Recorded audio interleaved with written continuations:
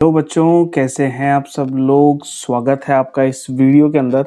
बच्चों पिछले वीडियो के अंदर हम क्वेश्चन नंबर 11 तक हमने कंप्लीट कर दिया था एंड बच्चों आज इस वीडियो से हम 12th से क्वेश्चंस को स्टार्ट करते हैं। बच्चों देखते हैं हम इस वीडियो में कितने क्वेश्चंस बना पाते हैं। बच्चों आपको पता है कि हम PYQs कर रहे हैं। अभी PYQs का हमारा रेशोज वाला चैप्टर कंप्लीट हो गया है, एनालिसिस वाला चैप्टर कंप्लीट हो गया है, कैश फ्लो स्टेटमेंट वाला चैप्टर कंप्लीट हो गया है। ठीक है, comparative and common size statement बच्चों ये बहुत इजी चैप्टर हैं। ठीक है, आप मुझसे ये शीट ले लेना, आप खुद अपनी पेज पे इस शीट को सॉल्व कर सकते हो। ठीक है, अब हम कर रहे हैं इशू ऑफ शेयर्स एंड इसके बाद हम करेंगे इशू ऑफ डिबेंचर्स। ठीक है, तो इशू ऑफ शेयर्स में हम क्वेश्चन नंबर 12 अब इस वीडियो में स्टार्ट करते हैं। तो जल्दी से पढ़ो question number 12। A share of 10 rupees each issued at 4 rupees premium, यानी कि शेयर था 14 रुपीज का। ठीक है ना, शेयर कैपिटल थी उसमें फेस वैल्यू 10 रुपीज की, out of which 7 rupees including premium, यानी इसमें से 7 रुपए इंक्लूडिंग प्रीमियम, यानी कि ये हमारी क्या हो जाएगी, हमारी फेस वैल्यू हो जाएगी। ठीक है, was called up and paid up. The uncalled capital will be, बच्चों इससे तो हमारा कोई रिलेशन ही नहीं है, इससे तो हमारा कोई रिलेशन ही नहीं है। ठीक है ना, इतना टोटल था, इतना टोटल कॉल्ड है, तो कितना हमने अनकॉल्ड है, तो अनकॉल्ड है 4 रुपीज पर शेयर। फोर्थ को टिक करेंगे, जल्दी से आगे बढ़ेंगे। बच्चों PYQs करने से मैं फिर से बोल रहा हूँ, आपको वेरिएशन पता चलती है, आपको क्वेश्चन में पता चलता है कि कैसे कैसे क्वेश्चन पूछा जा सकता है। क्वेश्चन नंबर 13 देखो। Attire Limited issued a prospectus inviting application for 12,000 shares of 10 rupees each payable on application 3, allotment 5 and balance on call। ठीक है, 3 रुपीज 10 रुपीज का ये है, 12,000 के शेयर्स इन्होंने इशू किए हैं। ठीक है जी। Public had applied for certain number of shares and application money was received. Which of the following application money, if received, restricted the company to proceed with the allotment according to the SEBI guidelines? बच्चों SEBI guidelines है कि 90% allotment होना, 90% आपको application money receive होनी चाहिए। ठीक है ना, तो ये आपका गाइडलाइन है सेबी की तरफ से। तो देख लो 12,000 को मल्टीप्लाई कर लो 3 से, आपका आंसर आ जाता है 36,000। अब 36,000 का 90% अगर रिसीव हो गया है तो आप प्रोसीड कर सकते हो, नहीं तो आप प्रोसीड नहीं कर सकते हो। तो 36,000 का 90% देख लो कितना हो जाता है, 32,400 हो जाता है। यानी कि मिनिमम इतना तो आपको पैसा मिलना ही मिलना चाहिए at the time of application. तो डी ऑप्शन को टिक करो और जल्दी से आगे बढ़ो। क्वेश्चन नंबर 14 में देखो क्या लिख रखा है, जल्दी से पॉज करो वीडियो को और क्वेश्चन करो जल्दी से फटाफट। If 10,000 shares of 10 each were forfeited for non-payment of final call money of 3 rupees per share, ठीक है, and only 7,000 shares were reissued at 11%, 11 rupees per share is fully paid up, then what is the amount of maximum possible discount company can allow at the time of reissue of the remaining shares? बच्चों ये do your self वाला question है, मैंने आपको बता दिया था कि हम कितना मैक्सिमम डिस्काउंट दे सकते हैं, मैक्सिमम पॉसिबल डिस्काउंट पूछ रहा है। तो देखो 3 रुपीज नहीं पे किए, यानी कि 10 रुपीज में से 7 रुपीज पे आउट कर दिया है हमने। ठीक है ना, तो जब 3,000 शेयर्स को हम इशू करेंगे तब हम मैक्सिमम उसको 7 रुपए का डिस्काउंट दे सकते हैं। मैक्सिमम कितना डिस्काउंट दे सकते हैं, यहाँ के लिख रखा है what is the amount of maximum possible discount that allow at the time of reissue of remaining 3,000 shares। ठीक है बच्चों, तो 21,000 का जो डिस्काउंट है वो कंपनी दे सकती है, मैक्सिमम डिस्काउंट वही दे सकती है जितना पैसा आपने रिसीव कर लिया है। ठीक है, तो 21,000 को करना और आगे बढ़ना। क्वेश्चन नंबर 15 देखो जल्दी से, क्वेश्चन नंबर 15 को पढ़ो। क्वेश्चन नंबर 15 में लिख रखा है as per companies act 2013 security premium balance can be utilise for which of the following purpose. बच्चों ये हमने थ्योरी में पढ़ा था। ठीक है ना, कि एसपीआर को, एसपीआर जो हमारा एक तरीके से रिजर्व एंड सरप्लसेस में आता है, शेयर होल्डर फंड्स में आता है on equity and liability side. ठीक है, तो आपको पता है कि एसपीआर को हम ऐसे ही यूटिलाइज नहीं करते हैं। ठीक है ना, हर कुछ कारण होता है तभी हम एसपीआर को यूटिलाइज करते हैं। ठीक है, हम कभी भी डिबेंचर्स को बाय बैक करने के लिए एसपीआर को यूज नहीं करते हैं, कभी भी कैपिटलाइज्ड एक्सपेंडिचर के लिए है ना वो नहीं करते हैं, हम प्रीलिमिनरी एक्सपेंसेस के लिए करते हैं। ठीक है बच्चों, ये याद रखना। Issuing bonus to existing share holder to convert partly paid up into fully paid bonus shares, नहीं बच्चों,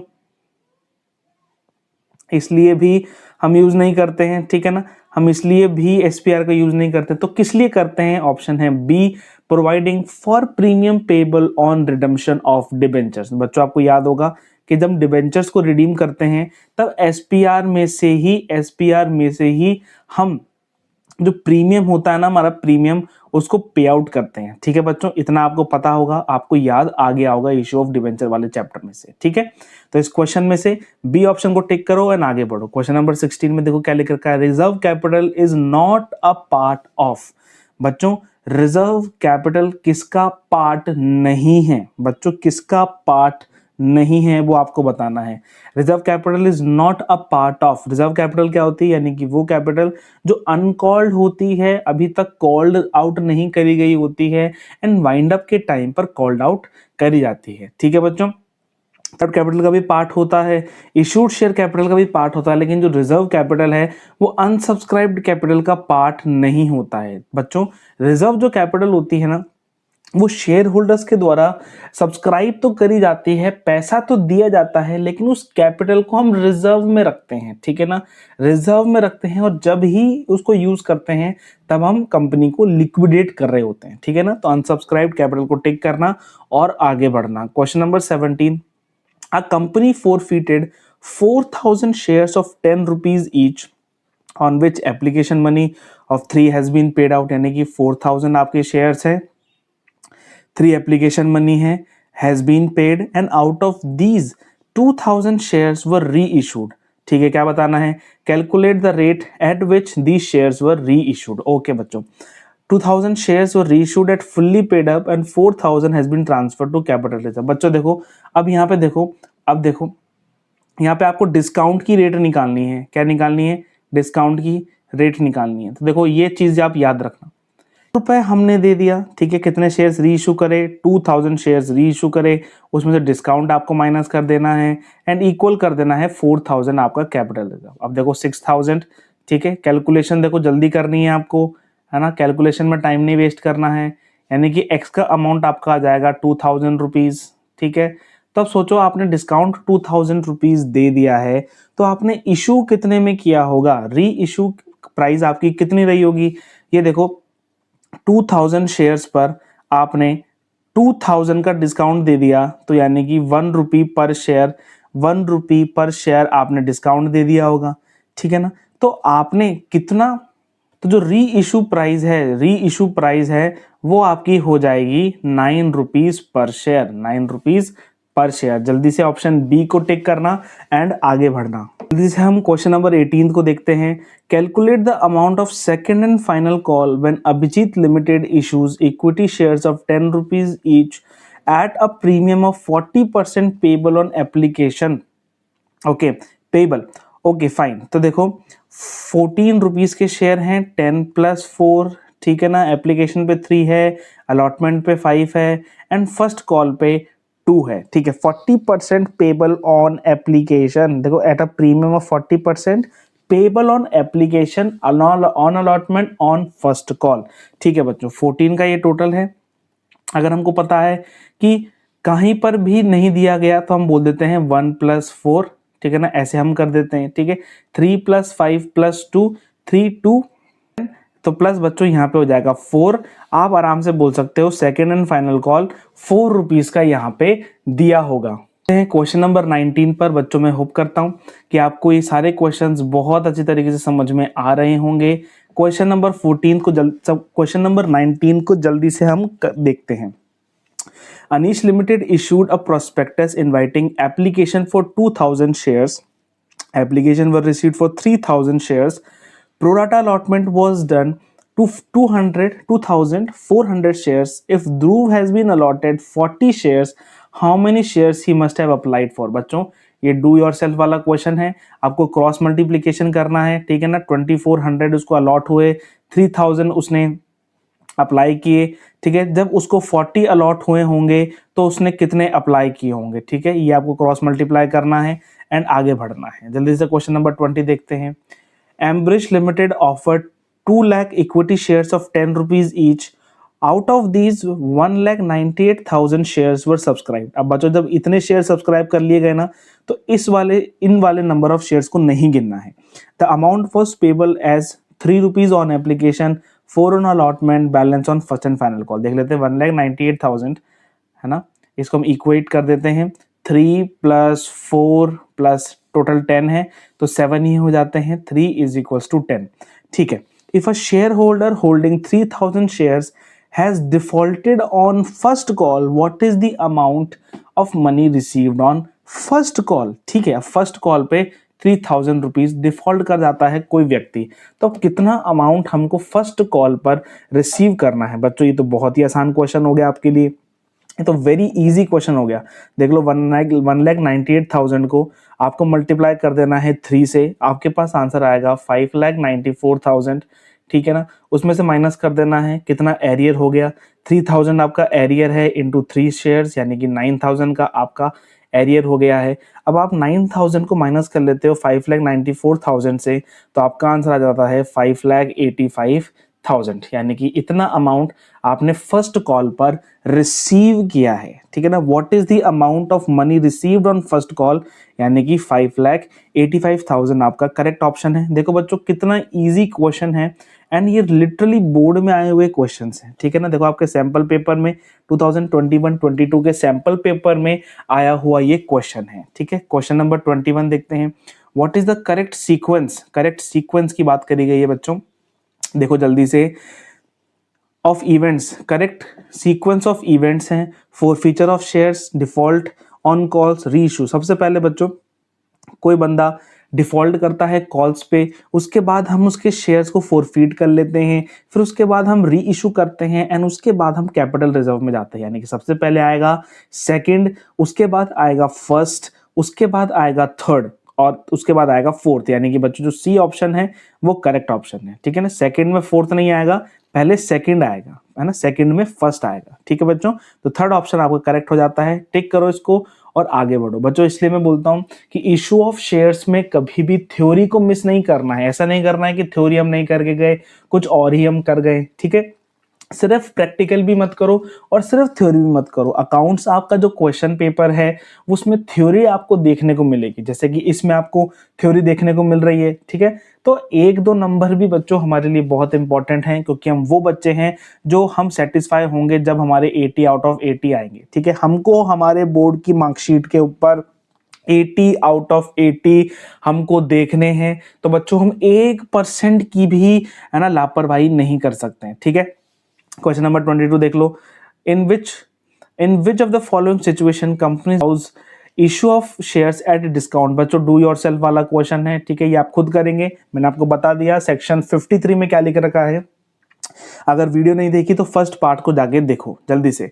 as per section 52 of the companies act, security premium reserve can not be utilised for. बच्चों ये भी do yourself वाला question है। मैंने पिछले जो क्वेश्चंस थे उनमें मैंने बताया कि आपको सिक्योरिटी प्रीमियम रिजर्व हम कैसे यूज करते हैं। मैंने आपको बताया कि, है ना, प्रिलिमिनरी एक्सपेंसेस को पे आउट करने के लिए यूज करते हैं, ठीक है ना। हम प्रीमियम को, जो डिबेंचर्स को रिडीम करने में जो प्रीमियम लगता है उसको पे आउट करने के लिए करते हैं, बोनस शेयर्स इशू करने के लिए करते हैं, ठीक है ना। ऐसे 3-4 चीजें हैं जो आपकी बुक में भी लिख रखी है, आप वहां पे जाके पढ़ सकते हैं, ठीक है।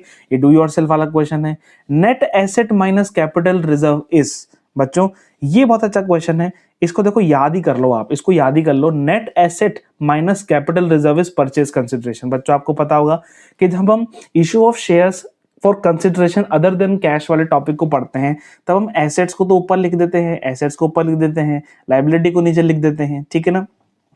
अब एसेट माइनस लाइबिलिटी तो नेट एसेट हो जाते हैं, minus capital reserve, minus capital reserve कर दोगे तो आपके पास या तो गुडविल आ जाएगी, या तो आपके पास परचेज कंसिडरेशन आ जाएगी। तो बच्चों जरूरी नहीं है कि आपके पास हमेशा गुडविल ही आएगी, ठीक है ना, क्योंकि गुडविल तो एक बैलेंसिंग फिगर है बच्चों, गुडविल तो बैलेंसिंग फिगर है, वो भी आ सकती है, इसको भी हम बोल सकते हैं, लेकिन यहाँ पे परचेज कंसिडरेशन आएगा क्योंकि ये तो आपको नेसेसरी आइटम है, ये तो नेसेसरी आइटम है, ये भी नेसेसरी आइटम है, ये भी नेसेसरी आइटम है।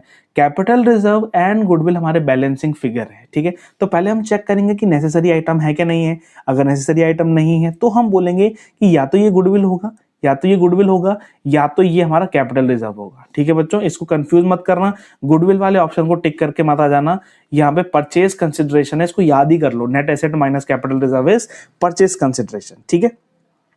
क्वेश्चन नंबर 25, अपार लिमिटेड फोरफिटेड। बच्चों ये लास्ट क्वेश्चन हमारा रहेगा एंड इसके बाद हम नेक्स्ट वीडियो के अंदर क्वेश्चन कर रहे होंगे। अपार limited forfeited 4000 shares of 20 rupees each fully called up on which only application money of 6 has been paid out, ठीक है। सिर्फ 6 पेड आउट की है, क्या निकालना है, calculate the rate at which the shares were reissued. बच्चों ये भी डू योरसेल्फ वाला ही क्वेश्चन है, लेकिन फिर भी चलो मैं इसको करा देता हूं क्योंकि लास्ट क्वेश्चन है इसलिए मैं इसको करा देता हूं, ठीक है।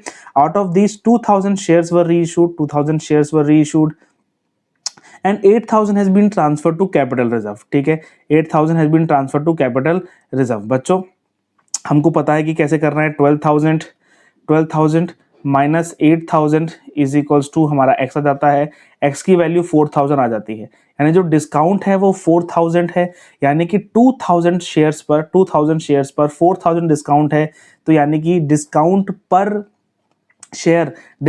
पर शेयर आपका कितना आ जाता है, 2 हो जाता है। x नहीं है ना, ये x नहीं है, ये डिस्काउंट पर शेयर है, ये डिस्काउंट पर शेयर क्या है आपका 2 हो जाता है। अब लिख रखा है कि जो आपने री इशू किया out of these shares 2000 shares were re issued and 8000 has been transfer to capital reserve. बच्चों अब 20 रुपीज का तो ये था, 2 रुपए आपने डिस्काउंट दे दिया, तो आपने री इशू कितने पे किया होगा, आपने 18 रुपीज पर उसको री इशू किया होगा, ठीक है ना, जिसके अंदर 20 माइनस 2 ऐसा आपने री इशू किया होगा, ठीक है।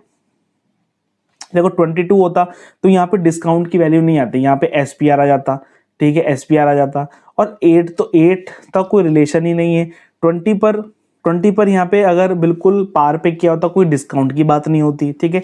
यहाँ पे 18 पर शेयर ही सबसे वैलिड एंड करेक्ट ऑप्शन है, तो इसको टिक करेंगे एंड हम हमारी इस वीडियो को एंड करेंगे। बच्चों मैं होप करता हूँ कि आपको इस वीडियो के थ्रू बहुत सी चीजें सीखने को मिली, ठीक है ना। इशू ऑफ शेयर्स में बच्चों हम अभी तक कुछ थ्योरी कर चुके हैं, ठीक है, PYQs में, है ना। अभी तक हम कैपिटल रिजर्व, हमारे डिस्काउंट की रेट, ठीक है ना, हमारी री इशू रेट, ठीक है, री इशू की रेट वो हम निकालना सीख चुके हैं, ठीक है ना। फॉरफीचर अकाउंट, शेयर फॉरफीचर का बैलेंस, ठीक है, ये भी हम सीख चुके हैं। जब बच्चों मैंने आपको इशू ऑफ शेयर्स पढ़ाया था, प्लेलिस्ट जाके चेक जरूर कर सकते हो, है ना।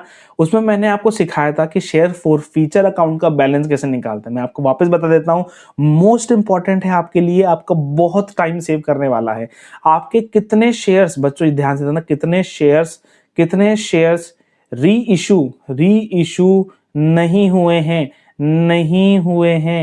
है ना। उसको आप मल्टीप्लाई कर दोगे कि कितना पैसा मिला है,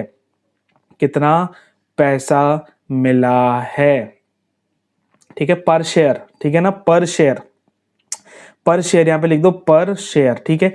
और इसको जैसे मल्टीप्लाई करोगे इक्वल्स टू कर देना, यहाँ पे आपका शेयर फॉरफीचर अकाउंट का बैलेंस आ जाएगा, ठीक है। ये आपके लिए शॉर्टकट ट्रिक है, आपको इसको दोस्तों तक शेयर करनी है, दोस्तों तक पहुंचानी है, ठीक है ना। खुद एक बार ट्राई करके देखना, क्वेश्चंस बनने लगेंगे। मेरे बच्चों अगर आपने अभी तक इस चैनल को सब्सक्राइब नहीं किया है तो जल्दी से जाके सब्सक्राइब वाले बटन को जल्दी से क्लिक कर देना है एंड सब्सक्राइब करना है। कॉमेंट करके बताना है कि वीडियो कैसी लगी, अच्छी लगी या गंदी लगी। लग अंदर till then good bye, take care, thank you बच्चों।